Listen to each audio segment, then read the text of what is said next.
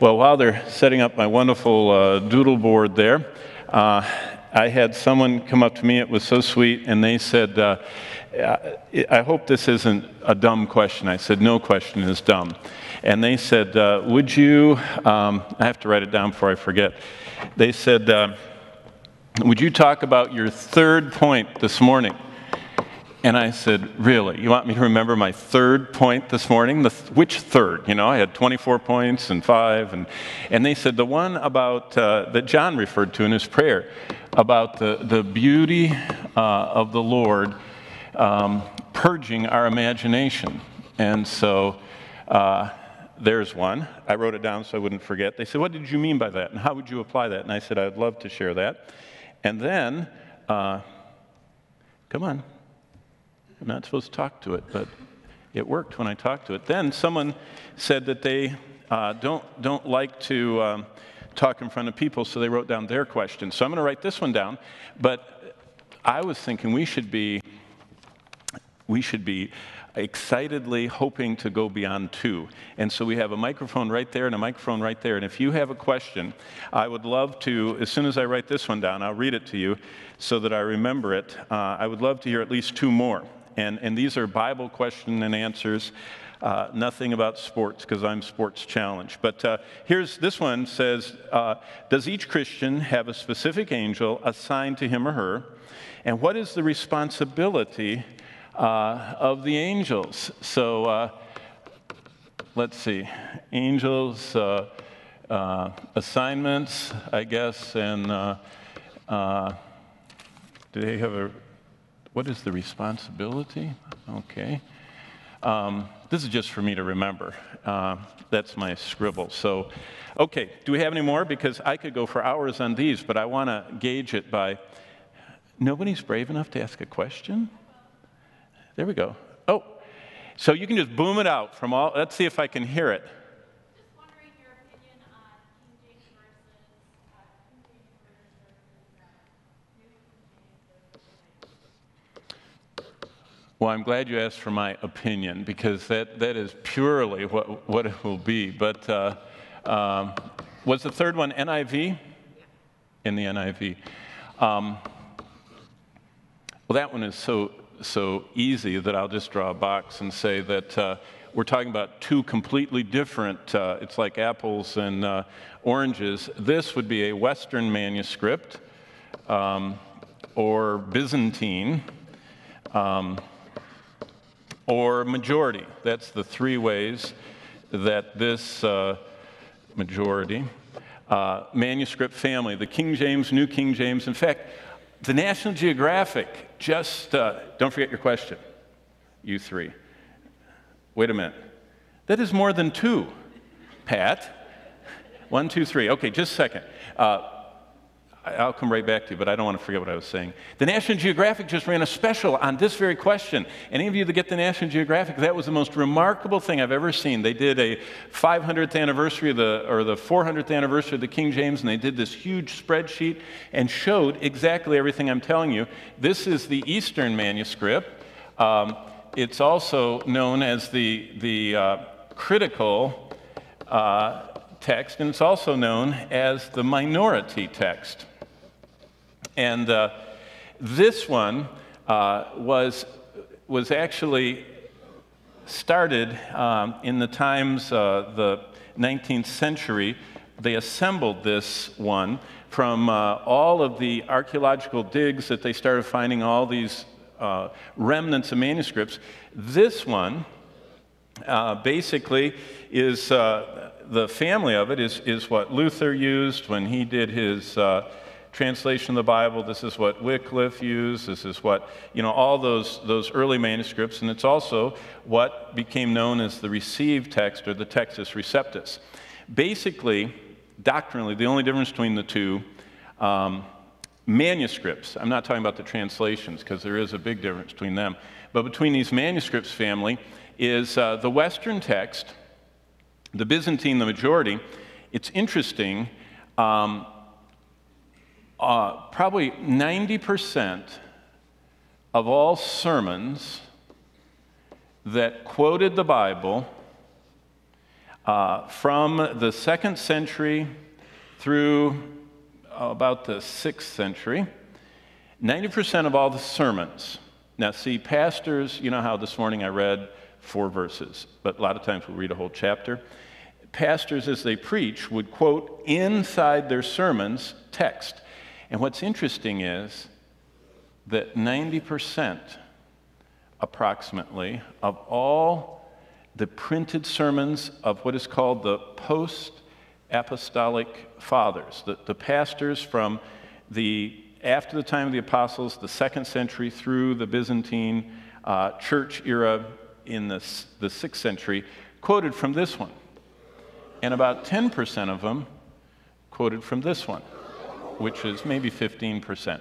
So it's fascinating that the church history up through the 19th century primarily had this family of manuscripts. This family of manuscripts is shorter. They're from desert areas. They're older. That's the key, why people like them. They're older, but they're not older because they're closer to the original. They're older because they didn't rot in the deserts. And these are newer because they were in Europe and areas where it rains and where bugs and mice and everything ruin stuff. So the King James, New King James is based on the Western Byzantine majority text. The NIV, though, is a translation, and that is a whole different realm. It's not a literal translation. So we'll go like that. It's not a literal translation. These are. So the danger with the NIV is that it has started drifting away from the premise of a literal translation, and these little blocks here are Greek words. And each, in a literal translation, you put an English word to stand above each Greek word. So that's this side, but the NIV, they go like this, and they go, we'll put this word here, and we'll put a word here that's not, it's kind of close, and then we'll put a literal one above. And so it's called dynamic, and no longer are the words of the text. It's called a dynamic equivalence translation, which means it's close, but it's not anchored to the word.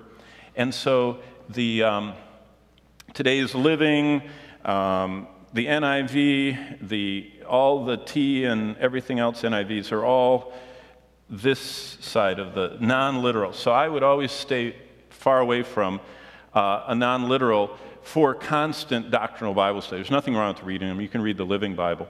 But if you're going to study doctrine, you need to stick to a literal, word-for-word translation of the Bible, not one of the new, modern, like Eugene Peterson, NIV, and all that stuff, that is no longer tied directly to the Greek text. So, did I say enough? Good. Okay, let's get all these questions, but we'll go back. I'm ready.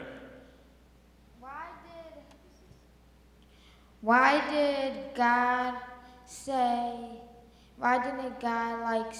underworld instead of hell? I didn't catch that. Why did God say? Why didn't God say underworld instead of hell? Why did he use underworld instead of hell? Yeah. Okay, so you want to know about, why did he say the underworld and not hell, or Hades, or keep talking so I understand what you mean. Unless someone understood what he said and just say it again for me. Like, why did he call it hell and not something else? Why did he call it hell and not something else? Did you? I don't think the microphones are really made for this direction. I realize that because it must be what I sound like to you. It's fascinating. Now I see why they have all those things there. But I heard hell, and I heard what did God call, and did I hear underworld too? Yeah. And Pat, what else is he asking? I think he's wondering why God didn't use the word hell instead of underworld, or underworld instead of hell. Yeah. Good. Actually, there are 13. I mean, I won't probably get to this tonight, but I will do it another time. There are 13 different names in the Bible for the afterlife. And just for you to know, this one you're talking about, hell, is translated in the literal translation from the word Hades, which is grave, and Gehenna, which is from the Valley of Hinnom. But there's also lake of fire, and there's also and we could go on. There's Tartarus, and there's Abaddon, Tartarus. But basically, why God uses the word hell at times is, and I'll just give you a short one on that. Gehenna comes from the valley Gehenna of Hinnom. And Hinnom was the garbage dump of Jerusalem. And Jerusalem was up on a hill like this, and here's the valley of Hinnom right there, and here's the walled city. And they had right here in the walled city a little gate. It was called the Dung Gate. Can you guess what they pushed out that gate? You know, dung and trash and dead animals and anything else. In fact, when they used to burn babies alive to Molech, this big, ugly idol, they would burn them down there in the valley of Hinnom. And so basically, Hinnom always had smoke rising from it, and it smelled bad, and there were corpses and, rotting stuff and dung and everything else just sliding down the hill to that valley. And so Jesus used the word Ge and then Hinnom, and he said, Gehenna is going to be a lake of fire, because this thing burned. It's like the valley of Hinnom, because it's the garbage dump of the universe. And those who are right now in the temporary spot, which Hades is most often translated grave in the Bible, those who are there are awaiting at the great white throne being cast into hell, Gehenna, which is the lake of fire. But it also says that death is going to be cast in there, and the false prophet and the Antichrist, as well as Satan and his angels, as well as whoever's name is not found written in the book of life. But it's a little more complicated than that, but I thought I would get one done real quick. Did I answer enough for you? Where does the underworld come in? The underworld is, right now, God has, in the Bible, all people who die, this is earth, all people who die appear to be from the Scriptures, and it isn't in the center, but they are in the grave or Hades that's on the earth. Now, we talk about the underworld like criminals and sometimes with demons, but every time in the Bible, 100% universally, and most often in the book of Ezekiel, it talks about the pit. This thing is called the pit in the Scriptures over and over again, and it's under the world. This is the earth, and somewhere down, we know very little about the inside of our earth. There's a project going on that's trying to go down several miles, and it's in the news all the time. We have no idea other than bouncing around, listening to earthquakes bounce around in here. We have very little idea of what's down in the core, and I'm not talking about Jules Verne and dinosaurs. God has some kind of a place called the pit that he says is located in the earth down.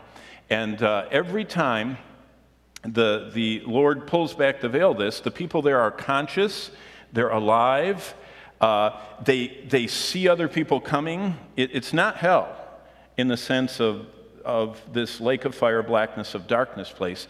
It is a holding place that's very uncomfortable. And prior to Christ's ascension, it had two compartments. There was the pit that was the sad side, the unhappy side, and then there was this thing called Abraham's bosom. It was still in the earth, and the way we know that is, out of this place, when Saul conjured up through the witch of Endor, Samuel, it says that Samuel came up from beneath, and so, this is the surface of the earth. Abraham's bosom is where the righteous were, believers, and God allowed him. He couldn't come up on his own and write a book about it. That's just an inside joke. God sent him up, Samuel, to confront Saul. But the reason we know that it was really Samuel and that he came from here is that when the witch, see, witches can't really bring people up from down here. It's just a fake. They have demons impersonate people. But when this witch at Endor did her little, ooh, for a demon to come, Samuel came, and it scared her. It said she screamed in terror. She never had a person come out of the pit, or come out of the underworld. And so out of Abraham's bosom, by the way, this is parallel with paradise. It's parallel with paradise, and it moves. Jesus moved it in Luke 23. He said, today you'll be with me in paradise. And we find it by the time we get to Revelation. Paradise has migrated from here in the center of the earth, the abode of the righteous called Abraham's bosom. It is removed from down there in the underworld and taken to heaven. But up until that time, all of the righteous were down there. Abraham was down there, Samuel was down there, Noah was down there, all the righteous saints were down there, awaiting in Abraham's bosom, awaiting what it says in the last verse of Hebrews chapter 11. It says the last verse of Hebrews 11 is, they without us could not be perfected. They could not enjoy the wonders of access to God, the Old Testament saints, believers, until after the cross.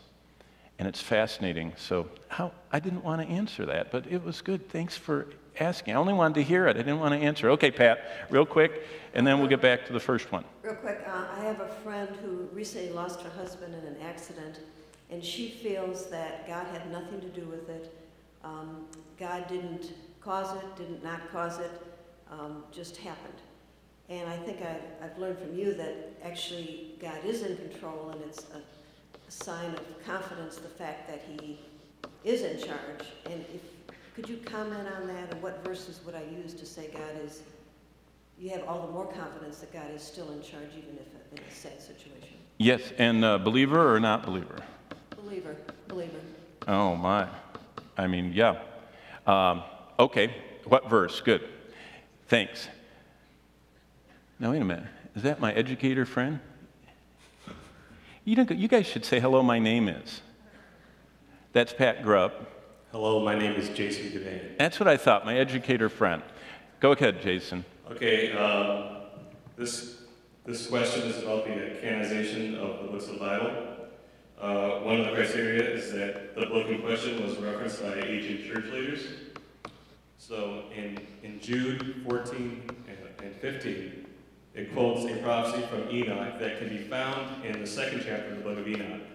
So one of the criteria is that it was referenced by ancient church leaders. Why isn't this book considered a part of a biblical canon? Very good, Jason. That is true, and boy, I'll never get to those first two. There are a lot of things cited in the Bible that aren't, that where they come from are not inspired. Jesus cited a historic event when he talked about the people that died when the tower fell on them in this time. There are also references to the book of Jasher and the book of this and that and that. But the book of Enoch and all of the other books that are either apocryphal, the Apocrypha, which the Roman Catholic Church accepts. There's also another group of books called the Pseudepigrapha. These are all grapha. I can't talk and write at the same time. There are a whole group of books that were written, some of them in the intertestamental period. Do you remember that Malachi finished his writing about 400 years before the birth of Christ? So from the end of the Old Testament, 400 BC, actually about maybe 431 BC, Malachi closed out what is considered the canon of the Old Testament. Then there's this 400 years of silence time that's just, it's called that in church history, the 400 silent years. And then we have the dawning of the New Testament period of time, which the life of Christ is about from BC 4 to about 26 AD approximately. And then John the Baptist, the last prophet, would have been heralding Christ somewhere there, depending on where you put the crucifixion, between 26, 27, or 30. And then all the way from approximately 30 AD to when John writes Revelation, so maybe 96. That's considered the New Testament period. These books, Book of Enoch and all that, are books from this time period. And also the Apocrypha, many of them are in this time period. So they were known to the New Testament writers, some of them. And one of them, this one, the Book of Enoch, is quoted. But as long as we're doing this, look at Acts chapter 17, because I want to show you, just because it's cited doesn't make it canonical. And this is how we answer that. Let me find it. In Acts chapter 17, he said, verse 28, verse 27. So Acts 27, verse 27. I want to show you what Jude was doing when he cites this book. Because did you know it's kind of like all truth is God's truth concept, that you can find something that is absolutely true even in something that's not inspired. Well, Paul does that. In verse 26, he says, and he is made of one blood, every nation to dwell on the face of the earth. He's determined their pre-appointed times and the boundaries of their dwellings, that they should seek after the Lord in hope that they might find him, for he's not far from each of us. And then, it's interesting, for in him we live and move and have our being, as also some of your own poets have said. Now look at the end of verse 28. For we are also his offspring. It's interesting there that Paul quotes from two Greek writers, Epimenides and who's the other one? He quotes from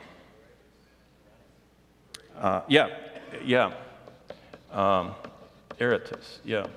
He quotes from two Greek authors, unsaved, unbelievers, Greeks, pagans. And look, he cites them. Because you know what they says? They said something that's true. We are his offspring. And in him we live and move and have our being.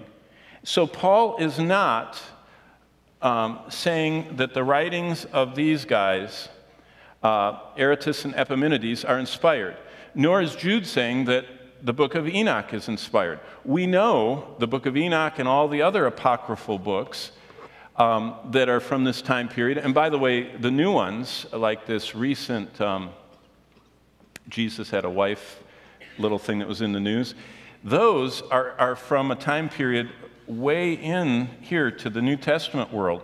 And a lot of these are from Egypt, and they're from all of these, well, that one, it was a Coptic, the one that was in the news recently. But they are from the region around the Holy Land, concurrent with and even going beyond the New Testament period. So back to Jason's question. Canonization, the word canon, actually, I don't think it has that extra N in there.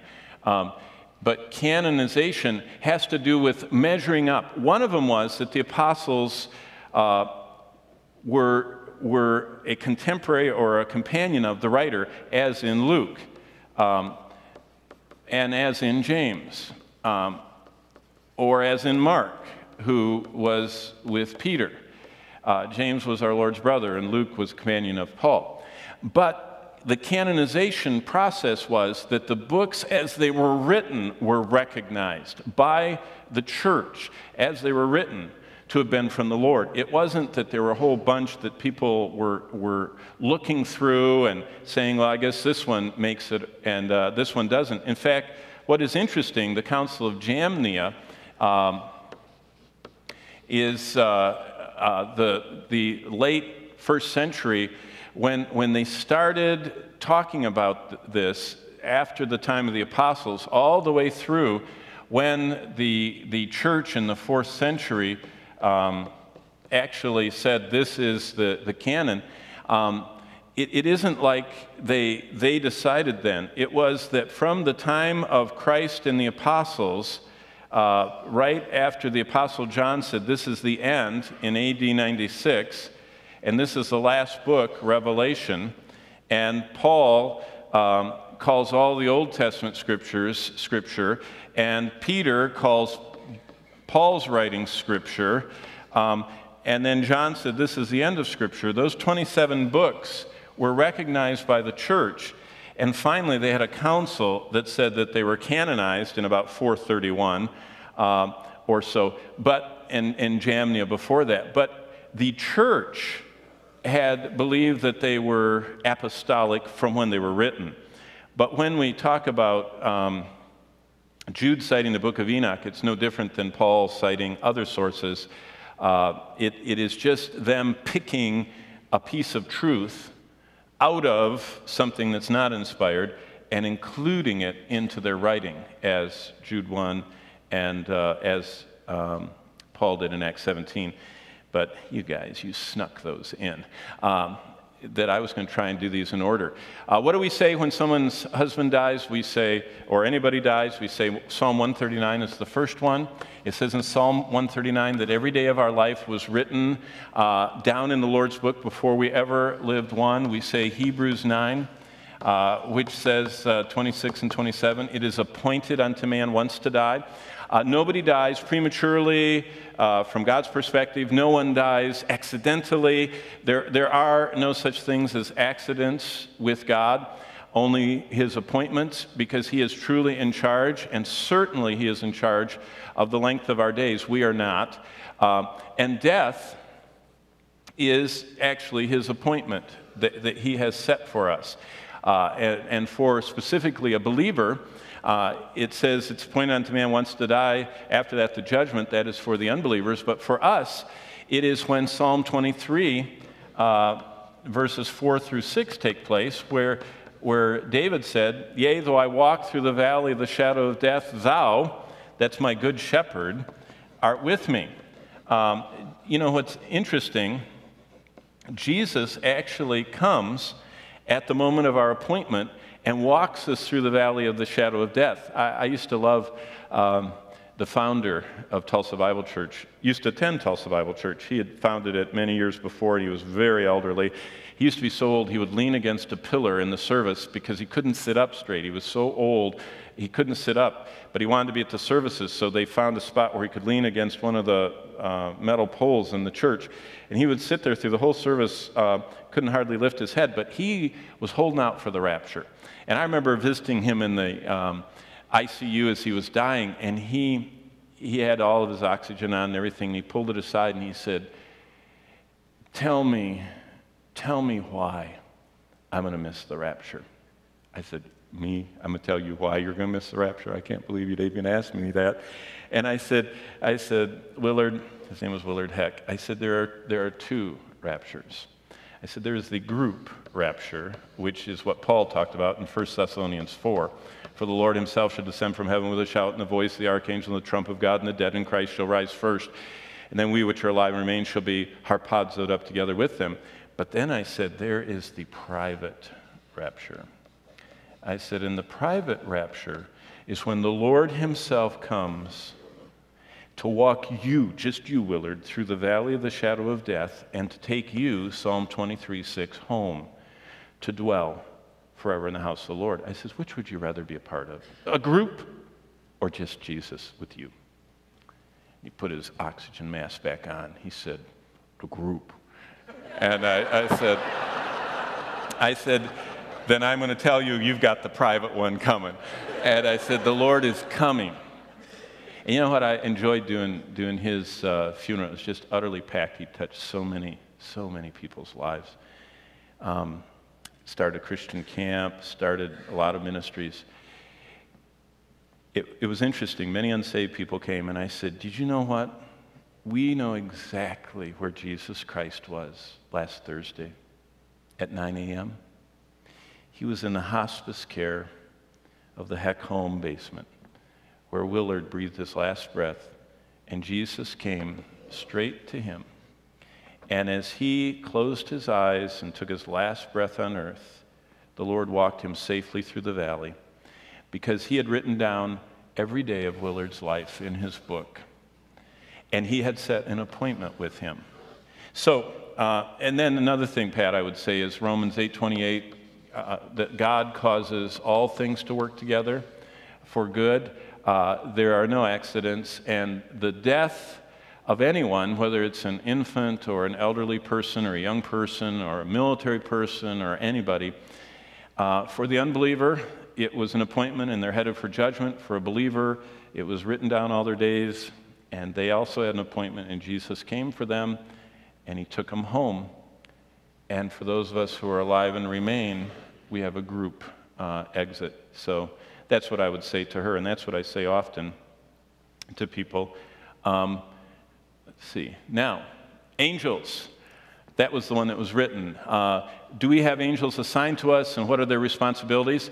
The first verse I think of is Hebrews 1:14, and you might want to look there in your Bible. And it says in Hebrews 1:14 something very interesting. This is before, well, there's a lot of ways you can take this, but I personally interpret it this way. Are they not all ministering spirits sent forth to minister for those who will inherit salvation? So it appears that there are angels assigned that watch over the heirs of salvation. And I personally believe it's before and after you're saved. In fact, I believe that the Lord knows those that are his, and the devil is trying to thwart the plan. And I believe that the Lord watches over people that aren't even saved yet, that he knows are going to come to him. They are heirs of salvation. So that's the first one I think of. And yes, there are angels. By the way, angel, I mean, it's very hard to just answer one little thing. You know that there are 7 types of bad angels, and probably there are 7 types of good angels. But the bottom rank of angels, they're messengers. Angelos, the word angelos, literally means a messenger. So the basic level, probably the majority of angels are these messenger types. And then among the bad ones on this side, demons are these fallen messengers. But then, you know, that there are all these different ones that are mentioned. And when we were in Job, I told you about that. And the most powerful one, of course, is Lucifer, that's a cherub. So we know exactly what Satan looks like. He has 4 faces, and he's covered with eyes, and all that. But among the good angels, the messengers are these, and they are messengers of God. They watch over heirs. Now, another verse to look at is in Matthew. Jesus said something very interesting in Matthew. In fact, if you look at Matthew 18:10, the Lord, I mean, it's intriguing to study this. And if you ever really want to study, there's a whole chapter in systematic theology that we're studying as deacons and elders by Wayne Grudem on angels, and he really teaches an awful lot about demons. Most of us have no understanding of how the constant occultic overtones in our movies and the games. You know, I mean, I remember when Dungeons and Dragons, you know, people were playing that game and the role-playing and all that, and people started getting alarmed because of the suicides and all the crazy stuff going on. It's because they had no idea of the interest demons have in any occultic activity. They are there like flies and like hornets on sweet stuff. And so with the advent of so much with the internet and movies, demonism is growing. And by the time we get to Revelation 9, it says that people are worshiping demons in the middle of the tribulation. And they would rather worship a demon than the Creator God. And they will curse the living and true God who's sending the plagues and cling to the demons. That's how powerful demons are. But Matthew 18:10, And let me just read, this is fascinating. It says, "Take heed that you do not despise one of these little ones, for I say to you that in heaven their angels always see the face of my Father who is in heaven." Their angels. It's interesting. Jesus seems to imply that in Matthew 18 that little people, children, have their angel, theirs. Isn't that interesting? That there's almost an assignment. And there are probably billions, if not more, angels. Because the Greek language, the highest number in Greek, they aren't so refined as us to have all of our, billion, trillion, quadrillion, octillion, all that stuff. They just had the word myriads. And when they start talking about angels, they go myriads of myriads. Kind of like astronomy. It used to be people looked at the sky and said, countless as the stars. And then they looked up and they found out there's 8,000 of them visible to the human eye. But when they started in the 17th century, the Dutch started polishing lenses, and they made the first telescopes and started looking out there. They found out that some of those 8,000 dots were galaxies. And then as they increased the telescopes, they found out that what they thought, first it was a star, then they found it was a galaxy, then they found out it was a cluster of galaxies. And so the more they look, in fact, they just found the most ancient and most densely part of the universe with galaxies, and they were just talking about that about 2-3 months ago. It's kind of like this. What we used to think was a myriad, 8,000, became galaxies, which became billions, which became billions of billions. And so myriads of myriads we say 10,000 times 10,000, which is hundreds of millions. But actually it doesn't say that in the Bible. It says that there are myriads of angels. So it's very possible that not only is there one angel for every person on the earth, there's still all those myriads that never move and stay around the throne. There's a whole group of them that all they do is stand around the throne and they're bowing the whole time. They don't seem to move. Other than bowing. So angels, yes. Are they assigned? Yes. Specifically, and I could go through many others, they're assigned to the heirs of salvation.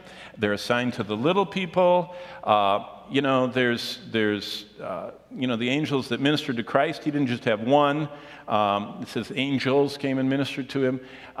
There are the archangels that come back and forth with messages from God. Their responsibility is just basically to serve the Lord. And that's the good side. And the bad side, their responsibility is just to mess things up. And they love being worshiped. And that's why horoscopes and Ouija boards and tarot cards and, black ball and any occultic stuff invites demons. And they can't inhabit believers, but they can certainly throw a lot of fiery darts in. And if you've ever had something that just hit you and you never thought of that before, and it was just like, right in the middle of singing Holy, Holy, Holy, you just have the vilest thought, and it just a jolt of almost murderous anger. See, we have to realize that the fiery darts of the evil one are very much the realm, and that's why it says in Ephesians 4, we're supposed to close the door to these. And you ought to read in Ephesians 4 what opens the door to them. Lying opens the door to the underworld. Lust.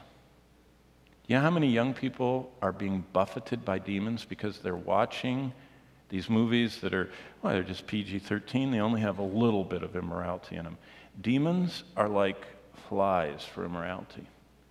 Wherever it's being allowed in the mind, they start their beachhead there. So that's the bad side. The good side is they're watching over and protecting us. And now, this was the first question. And someone asked me, what was I talking about in point 3? And I have 3 minutes for this, and then we're going to commission our team. Real quickly, look at the last verse of Psalm 90. And if I don't get through all this, you can just look it up yourself. But I talked about the beauty of the Lord purging our imagination. Psalm 90, the last verse, says this. It says, "And let the beauty of the Lord our God be upon us." It's very interesting. The whole construction of this thing is, and I've told you this many times, when I raised with Bonnie our 8 wonderful little children, they used to get peanut butter and jelly all over their face, and the doorbell would ring, and we didn't want them all to look like little monsters, and so I'd say, hold still for a second. I'd get the washcloth, and they would go like this, and I would finally put my hand under their chin to hold them still for a moment, and I would beautify them. And really, that's what Psalm 90 is very much. It says, it's allow the Lord to put his beauty on you. And you say, what is that beauty? Psalm 29:2 says, let me look it up. It says, give unto the Lord the glory, due his name. Worship the Lord in the beauty of holiness. And basically, the beauty of the Lord is one of his attributes. God is beautiful. There's 2 kinds of attributes of God. Communicable. It's like you can get a cold, it's communicable. Some of God's attributes are communicable. And as we gaze upon him in his word, those attributes are communicated to us. One of them is beauty. And it's a communicable, theologically speaking. There are incommunicable attributes of God. And those are like his omnipresence. No matter how much you hang around God, you'll never be omnipresent. Neither will the saints, Mary, or anybody else, or omniscient, or omnipotent. Those are incommunicable. There are about 17 of God's attributes that theologians say are communicable. And right here in this Psalm 90, when it says, let the beauty of the Lord, that attribute is, he is the sum of everything that is beautiful, that is desirous. In fact, there's a little song, Lord, you are more precious than silver, Lord, you're more costly than gold. You know how the end of that chorus goes? And there's nothing I desire that compares to you. And that's where we get to Psalm, I think it's 75:23. It says, whom have I in heaven but you, and there's none on earth I desire above you. That is the beauty of the Lord, that he is the sum of everything desirable to us. And that's why David said, the greatest day of my life is when I see your face and I awaken in your image. He said, I long for that moment. And truly, this side of glory, for us to understand the beauty of the Lord, to worship him as the sum of all that is desirable, and to allow his beauty, his communicable attributes through his word and the doctrine of his character to be by his Spirit engrafted into our lives, pushes out imaginations of demons and immorality and coveting and everything else. And that's what I meant by the third point. So, hey, I think that was 5. This is a new world record. Let's all stand as Jeff Whitaker is going to come. And as you're standing, Jeff is going to be sending off our next team that is going to serve the Lord, and we're going to pray for them.